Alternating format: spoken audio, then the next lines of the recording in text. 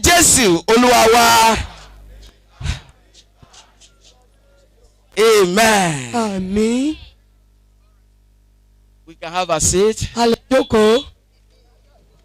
Amen. Àmín. I want to first of all thank God for the privilege to be here tonight. Lálẹ́ àkọ́kọ́ mo fẹ́ fi ìfọlúwa fún àǹfààní láti wà níbí ìlálẹ́. I want to thank our Father in the Lord. Mo fẹ́ mọ rírì Olúwa nínú ayé bàbá wa. My Father. Bàbá wa. Our prophet. Wòlíì wa.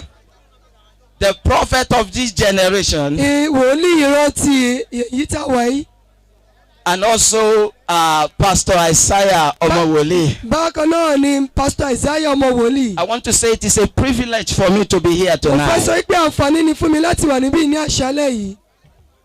If anyone say last month I will be in Nigeria, I will say no. Ní oṣù tó lọ bẹ́nikẹ́ni bá sọ pé orílẹ̀-èdè yìí máa wà mà ní rárá. Not to talk of even being in a gathering like this. Àti wá sọ pé wọ́n wà nínú ìpéjọpọ̀ báyìí. But I know that my coming here is ṣùgbọ́n for mo your mọ̀ pé blessing. wíwá mi torí tiyín ni. I know that God is going to touch you tonight. Amen. Mo mọ̀ pé Ọlọ́run yóò fọwọ́ kàn yín ní You will àṣálẹ́ see yìí. God Ẹ rí Olúwa. like never before tonight. Bẹ́ẹ̀ sì ti rí. So shall it be. Bẹ́ẹ̀ ni yóò rí. In Jesus' name. Lórúkọ Jésù. Without wasting much of our time, Láì fi àkókò wa ṣòfò.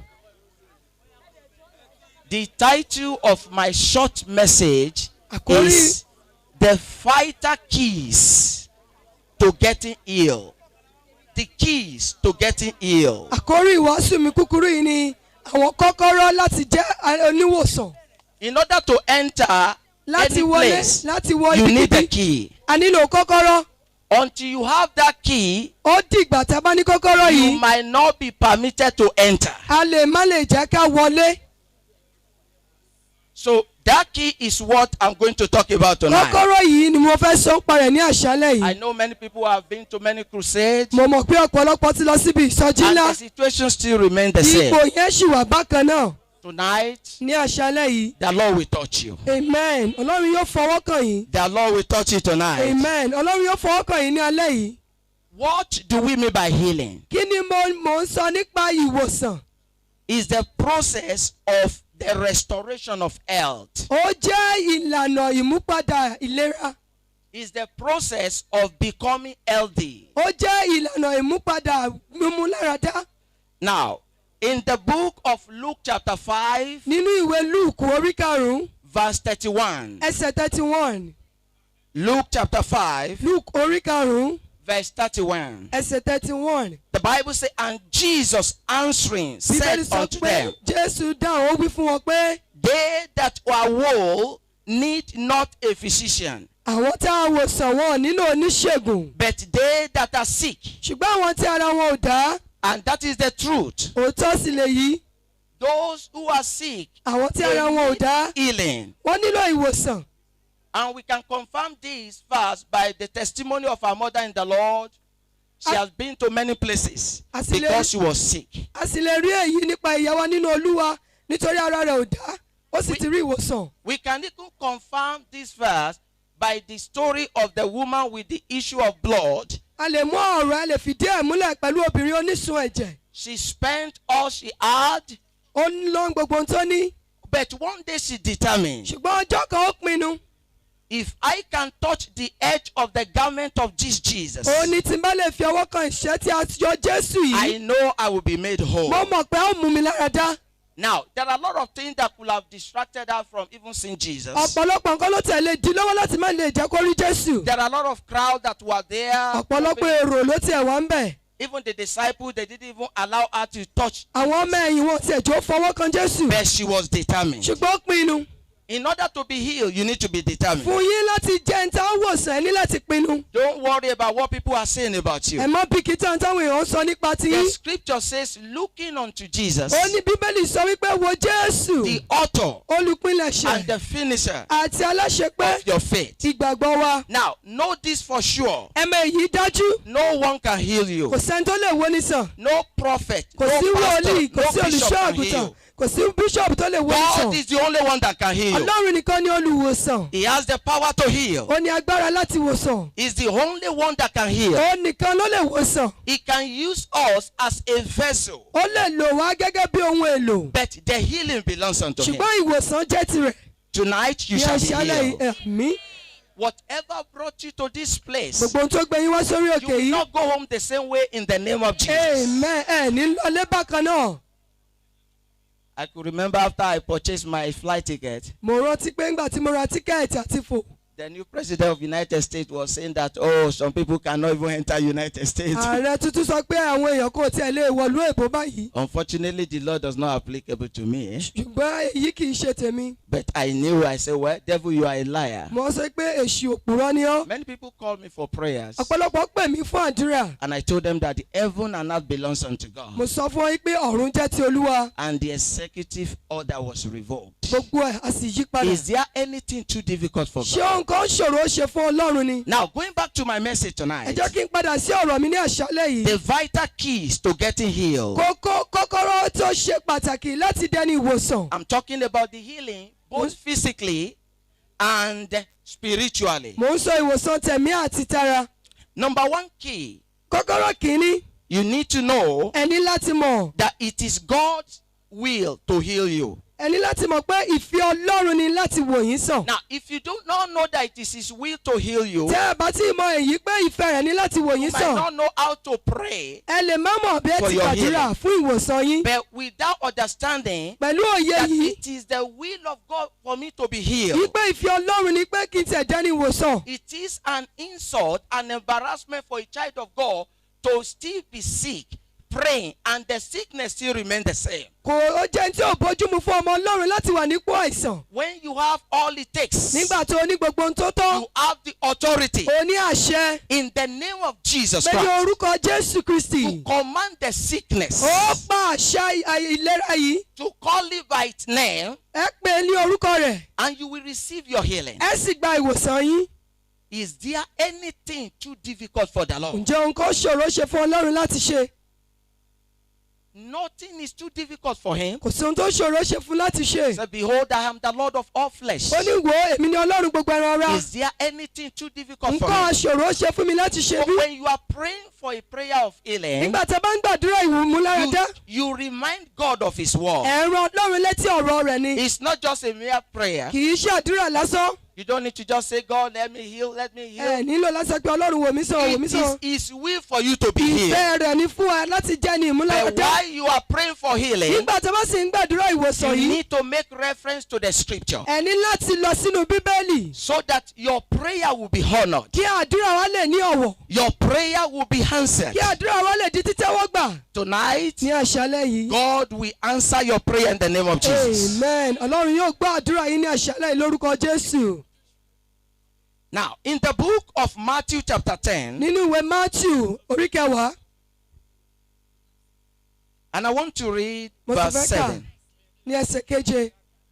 The Bible says, Bíbélì sọ wípé and as ye go, ó ní bó sì ṣe ń lọ preach, tó ń wàásù saying, sọ wípé the kingdom of heaven ìpè ìjọba Ọlọ́run is at hand. ó dé tán, Heal the sick, ó ń wo aláìsàn sàn, cleanse the lepers, ó ń wo adẹ́tẹ̀ sàn, raise the dead, ó ń jí òkú dìde, cast out devils. ó lé àwọn ẹ̀mí èṣù jáde. Freely ye have received, Ọ̀fẹ́ ni ẹ̀yin ti gbà, freely give. ọ̀fẹ́ ni kí ẹ fi fún ni. If any man tell you Bí ẹnikẹ́ni bá wípé to bring money láti mú owó for anything fún ohunkóhun before you can be healed, kẹ́ tó rí ìwòsàn, I tell you, is not a true man of mò ń God. sọ fún yín kì í ṣe ìránṣẹ́ The Ọlọ́run tó scripture tọ́. says, Bíbélì sọ wípé freely ní ye have ọ̀fẹ́ received, lẹ ti gbà, freely give. ní ọ̀fẹ́ la sì fún fún yín. And remember, no one can heal you. Ẹ sì rántí pé kò sẹ́ni tó lè wò ní sàn. The one can heal you is Jesus Ẹni Christ. tó lè wò yín sàn ní Jésù. The same way a pastor will call upon him is the same way he wants you to call upon Bí him. olùṣọ́ àgùntàn ó ti pè é nìwọ náà ó ti pè é. All it takes is for you to call upon him with all your heart. Gbogbo ta ní láti ṣe láti pè é pẹ̀lú ọkàn yín. Jesus Christ of Nazareth, Jésù Kristi ti heal Násárẹ́tì. me tonight. Wò mí sàn ní àṣálẹ́ I yìí. don't want to go home the same Mi ò way. fẹ́ lọlé bákan I náà. am tired of my situation. Ipò mi tẹ̀ ti sú mi. Do not allow the enemy to laugh Má at me. gbà fún ọ̀tá láti ṣe yẹ̀yẹ́ Do mi. not allow the enemy to rejoice over Má me. gbà fún ọ̀tá láti yayọ̀ lórí I mi. know you can heal Mo mọ̀ me. pé ó lè wò mí Touch sàn. me tonight. Fọwọ́ kàn mí ní àṣálẹ́ Touch yìí. me Fọwọ́ kàn tonight. mí ní àṣálẹ́ I yìí. shall be healed. Wọ́n sì dẹ́ni ìmúláradá. What is the key number 2? Ìní kọ́kọ́rọ́ kejì. You must understand Ó ní láti yé wa the covenant, májẹ̀mú the covenant of God for your life. májẹ̀mú Ọlọ́run fún ayé yín. But unfortunately today, ṣùgbọ́n ṣe ni láàánú lónìí. even Christians Ìpè Kìrìsìtẹ́nì gan. are not ill. Wọ́n ò dẹ́ni ìmúláradá. You know why? Ṣé mọ̀dí? Because they lack the basic knowledge of the covenant of God. Nítorí pé òye májẹ̀mú Ọlọ́run kò tiẹ̀ yé wọn.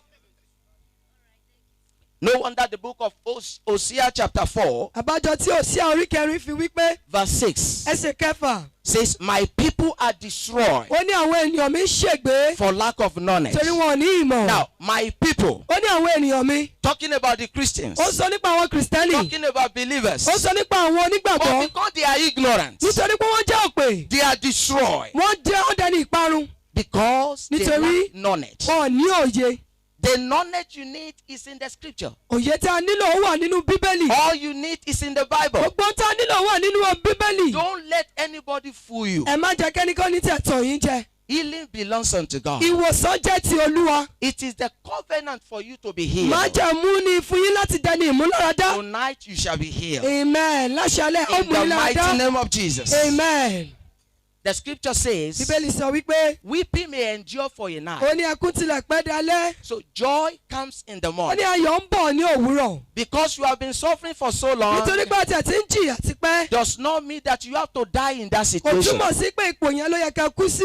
Now, weeping is meant for temporary. Ẹkún fún ìgbà díẹ̀ ni. But you need the understanding, you need the knowledge to know Ṣùgbọ́n ẹ nílò òye àti ìmọ̀ láti mọ̀. you have to resist the devil in your life. Ẹ ní láti bá èṣù wí nínú ọkàn You yín. have to search your life. Ẹ ní láti wo ayé yín. Maybe you are even the one causing the problem in your Bóyá life. yín gan lẹ wà ní ìdí ìṣòro ayé yín. And if you search your life, Tẹ́ bá sì wo ayé yín fín. everything is okay. Gbogbo ẹ̀ dára. Then look up unto God Ẹ wá gbójú sí òkè ọ̀run. and call upon Ẹ God wá ké pe who Ọlọ́run. has the power to heal. Tó ní agbára láti wòsàn. Tonight God will heal you in Jesus' name. Amen. Láṣálẹ̀ Ọlọ́run yóò wò yín sàn. What is the key number 3 that we need to know? Kí ni kọ́kọ́rọ́ kẹta ta nílẹ̀ láti mọ̀? I want you to realize Mo fẹ́ kẹ́ ẹ mọ̀ pé that you are worthy ìpè ẹyẹ to receive healing from God. láti gba ìwòsàn láti ọ̀dọ̀ Ọlọ́run. Avoid self-condemnation. Ẹ kọ ìkọ̀sílẹ̀ ara yín gangan. You are a child of God. Ọmọ Ọlọ́run ni yín. You have given your life to Ẹ ti Christ. fàyè yín fún Jésù. It doesn't matter your past. Kò tiẹ̀ ní ṣe pẹ̀lú ibi tẹ́ ti ń bọ̀. Everything has become new. Gbogbo ẹ ti di ọ̀tun. That is if truly you are a child Tó of bá God. jẹ́ tòótọ́ pé ọmọ Ọlọ́run tòótọ́ ni yín. You know that you can be a pastor Ṣé ẹ mọ̀ pé tí ẹ lè jẹ́ olùṣọ́ and àgùntàn? still be worshiping idols. Ẹ sì ti mọ́ mọ́ bọ̀rìṣà. You can be a bishop Ẹ lè jẹ́ bíṣọ̀bù. and still be in a cult group. Ẹ ṣì wà nínú ẹgbẹ́ òkùnkùn. Those are not born again. Gbogbo àwọn kì í ṣe àtúnbí. So to be born again means Láti jẹ́ àtúnbí, you are renewed. a tú yín sílẹ̀. Your heart, your spirit. Ọkàn yín, ẹ̀mí yín. You solely depend on God. Ẹ ti gbẹ́kẹ̀lé Ọlọ́run. It doesn't matter whatever comes before you. Kò ní fi ṣe tó bá wá sí ọ̀dọ̀ yín. You solely depend on Him. Ẹ gbé ọkàn lé. No other power but Kò God. sí agbára mìíràn ṣùgbọ́n So Ọlọ́run. you might be a believer, you might be a Christian Ẹ for lè 20, jẹ́ 30 years. onígbàgbọ́ o Kìrìsìtẹ́nì fún ọgbọ̀n ọdún. But still you might not be born again. Ṣùgbọ́n síbẹ̀síbẹ̀ lè má jẹ́ àtúnbí. So you need to search your life Ẹ ní láti tonight. wo ayé yín fín ní àṣálẹ̀ yìí. Am I truly a child of Ṣé God? tòótọ́ ṣe ọmọ Ọlọ́run ni mí? Am I truly a child of Ṣé God? tòótọ́ ṣe ọmọ Ọlọ́run ni mí? If truly you are a child of Tó God. bá jẹ́ tòótọ́ pé ọmọ Ọlọ́run ni mí. If truly you have confessed your Tó sin. bá jẹ́ tòótọ́ lẹ ti jẹ́wọ́ ẹ̀ṣẹ̀ yín. The Bible says if we confess our sins, Bíbélì sọ pé bàbá jẹ́wọ́ ẹ̀ṣẹ̀ wa. our God is just, is faithful. Ọlọ́run jẹ́ olódodo See, to forgive us of all our sins. láti dárí gbogbo ẹ̀ṣẹ̀ wa And jìn. not that alone, to cleanse us from all Àti unrighteousness. láti mú gbogbo ẹ̀ṣẹ̀ wa kúrò. The Bible didn't say part of it, it didn't say Bíbélì some. ò sọ kékeré nípa rẹ̀. All Ó ní unrighteousness. gbogbo àìṣòdodo. So it doesn't matter your past. Kò ní fi ṣe àtẹ̀yìnwá wa. Once you have confessed to God, Níwọ̀n ìgbà tá a bá ti jẹ́wọ́ it sí doesn't Ọlọ́run. matter what people are Kò saying. ní fi ṣe tó tẹ̀ ń sọ nípa I am yín. a child of the living Ìgbé God. ọmọ Ọlọ́run alààyè ni mí. I have confessed Jesus as my Lord and Pé Savior. mo ti jẹ́wọ́ Jésù lólúwa àti I will olùgbàlà not mi. go back to the Mi ò world. ní padà sí ayé mọ́. Avoid self-condemnation. Ẹ fi dídálẹ́bi ara yín sílẹ̀. Don't say, well, Ẹ má sọ wípé I know I'm not healed mo mọ̀ pé mi ò tí ì wòsàn. because of this, because of Nítorí that. èyí nítorí ìyẹn. You are a new creator. Ẹ̀dá tuntun ni yín. All things have passed away. Ohun àtijọ́ ti kọjá. Tonight, God will touch you in Jesus' name. Amen. Ní àṣálẹ̀ Ọlọ́run yóò fọwọ́ kàn yín. In the book of let me quick because of our time. nítorí àkókò wa. Romans chapter 3, ìwé Róòmù orí kẹta. verse 24. ẹsẹ̀ ogúnlémẹ́rin. Romans chapter 3, verse 24. ìwé Róòmù orí kẹrin. The orí Bible kẹta. says, bíbélì sọ wípé. being justified dídá ní àre. freely by his grace nípa orí ọ̀fẹ́ ni. through the redemption nípa ìràpadà. that is in Christ Jesus. tó wà nínú Jésù Kristi. Now, you Báyìí. and I are made righteous. èmi àti àti sọwájú olódodo. We are justified. àti dá wa láre. We are totally forgiven from our àti sins. dáríjì wá pátápátá. And because therefore we are in a covenant with God. nínú májẹ̀mú èyí pẹ̀lú Ọlọ́run. We have the covenant of healing from Him. a ní májẹ̀mú ìmúláradá. No one can rob you of that kò sẹ́ni covenant. tó tẹ̀lé gba májẹ̀mú Tonight ìlọ́wọ́ God yín. will touch you in the mighty name of Jesus. Amen. ní àṣálẹ́ Ọlọ́run yóò fọwọ́ kàn yín lórúkọ Jésù. Key number 4. kọ́kọ́rọ́ kẹrin. Understand òye. that you have the authority over sickness. ìpè ní àṣẹ lórí àìsàn. How many of you believe you have the authority ìmọ̀lẹ́ over lẹ́gbẹ̀ẹ́ yìí sickness? gbọ́ pé ní àṣẹ lórí àìsàn. If truly you are a child of tó bá God, jẹ́ tòótọ́ pé ọmọ Ọlọ́run ni. if you are not worshiping idol, tẹ́ ẹ bá bọ̀ òrìṣà. if you don't have any other God tẹ́ ẹ bá except ní this Ọlọ́run living mìíràn. God, the God of Abraham, the God Ọlọ́run of Isaac, the God Ọlọ́run of Jacob, Ísákì, Ọlọ́run the Jacob. God who delivered Daniel from the den of Ọlọ́run lions. tó tú Daniel sílẹ̀ nínú wo kìnìún. If you do not have any other God except this tẹ́ ẹ bá God, ní Ọlọ́run mìíràn lẹ́yìn the rẹ̀. God who answered the prayer of Elijah by fire, Ọlọ́run tó gbọ́ àdúrà Èlíjà pẹ̀lú iná. therefore nítorí náà there is no more hindrance for you. kò sí ìdènà fún yín. Have the authority ẹ ní àṣẹ over the sickness in lórí your body. àìsàn nínú àgọ́ ara I yín. want you to pray this prayer Mo fẹ́ kẹ́ before I gbàdúrà continue. yìí o. I want you to command the sickness Mo in fẹ́ your kẹ́ body. ẹ pàṣẹ fún àìsàn nínú àgọ́ ara yín. Say, I command you Wípé mo pàṣẹ fún ọ in the name of Jesus ní Christ. orúkọ Jésù Kristi. My body is the temple of the Holy Ghost. Àgọ́ ara mi jẹ́ tẹ́ḿpìlì ẹ̀mí My mímọ́. body is the temple of Holy Ghost. Àgọ́ ara mi jẹ́ àgọ́ ẹ̀mí I mímọ́. command you Mo sickness. pàṣẹ fún ìwọ àìsàn. Live in the name of Jesus. Jáde ní orúkọ Jésù Live Kristi. in the name of Jáde Jesus. ní orúkọ Jésù My Kristi. body is the temple of the Holy Àgọ́ mi Ghost. jẹ́ àgọ́ ẹ̀mí mímọ́. You cancer. Ìwọ kánsà. You terminal disease. Ìwọ àìsàn You jẹjẹrẹ. diabetes. My body belongs unto God. Àgọ́ mi jẹ́ ti Kristi. Live in the name of Jáde ní Jesus.